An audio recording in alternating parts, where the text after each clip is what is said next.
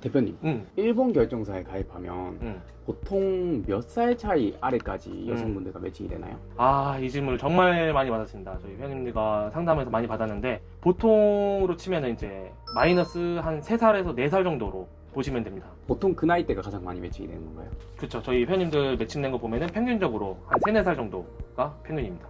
なんか日本人女性はあんま年とか気にしないという認識があったんですけど違うんですか？最近の日本人女性は年齢が近い方を希望する方が一番多いんですけど、日本人女性のその婚活業界の中で言われているのが、1000万以上の男性と結婚したいんだったら自分より10歳以上年上の男性を選びなさい、2000万以上がいいんだったら20歳以上年上の女性を選びなさいっていうふうに言われているので、逆に考えると自分より10歳若い女性とお付き合いしたいんであれば1000万か1500万ぐらい収入をあると確率は上がりますということです。 연수입이 높으면 그렇게 매칭이 될 수는 있다라는 말씀이시네요. 그럴 가능성이 높아지죠. 그렇죠. 근데 연수입이 안 높거나 평범하면 보통은 이제 그냥 3, 4살, 5살 이 정도가 매칭이 되겠네요. 그렇죠. 3, 4살이거나 아니면 동갑도 보셔야 되고요. 일본 결정사에서는 신기한 게 뭐냐면요. 젊은 사람들끼리 매칭이 많이 돼요. 이번에도 30살 동갑 커플이 탄생을 하셨는데, 그분도 30살이셨고, 엊그저께 또 저랑 이제 미팅 하신 분이 이제 32살인데, 또 여성분도 이제 32살이셨어요. 네. 그래서 아무래도 젊은 분들은 젊은 분들끼리 매칭이 잘 되시는 것 같아요. 가입하시는 분들 중에 조금 나이가 많으셔가지고 좀 아이를 가지고 싶다라고 하시는 분들이 많잖아요. 그렇죠. 그럼 그런 분들 같은 경우에 연수입이 높거나 외모가 정말 준수하시면 매칭이 잘 되겠지만 안 그런 경우에는 어떻게 해결 방법이나 이런 게 없는 걸까요? 아닙니다. 있습니다. 2가지 방법이 있어요. 어떻게?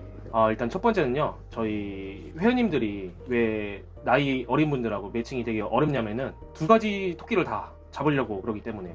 외모를, 자기 마음에 드는 이제 외모를 포기를 못 하시고, 나이까지도 이제 포기를 못 하기 때문에 둘 중에 한 개는 포기를 해주셔야 됩니다. 자기 마음에 들면서 나이까지 어린 사람은 다른 사람들도 다 괜찮게 보고 있어요. 자기 객관화를 하셔가지고 둘 중에 한 개를 포기하시면 됩니다. 조금만 더 젊은 여성을 만나고 싶다. 그렇게 되면은 외모를 포기하고 그 대신에 이제 나이가 좀 젊은 여성 만나면은 충분히 그거는 또 가능성이 있어요. 또 다른 방법도 있나요? 네, 또 2가지 방법 아까 말씀드렸는데, 한 가지가 재혼 여성이나 아기가 있는 여성도 보시라는 말씀을 드립니다. 그렇게 하면 또 이제 연수입이 높거나 뭐 그렇지 않더라도 일단 어린 분과 이제 나이 차이가 많이 나더라도 매칭이 될 수 있다라는 말씀. 그렇죠. 그럴 가능성이 솔직히 말씀드리면 높아지죠.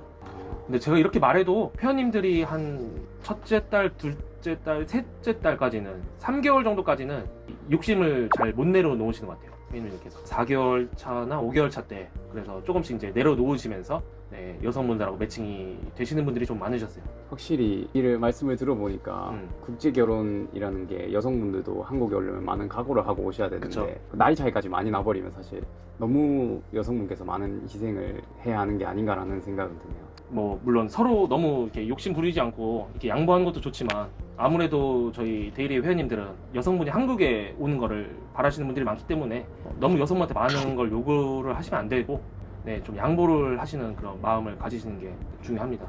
여성분을 많이 이해를 해주셔야 돼요. 어쩔 수 없습니다. 열심히 노력을 해서 저는 연봉을 올리겠습니다. 네, 알겠습니다. 네. 파이팅! 파이팅 하겠습니다. 열심히 하겠습니다. 저는.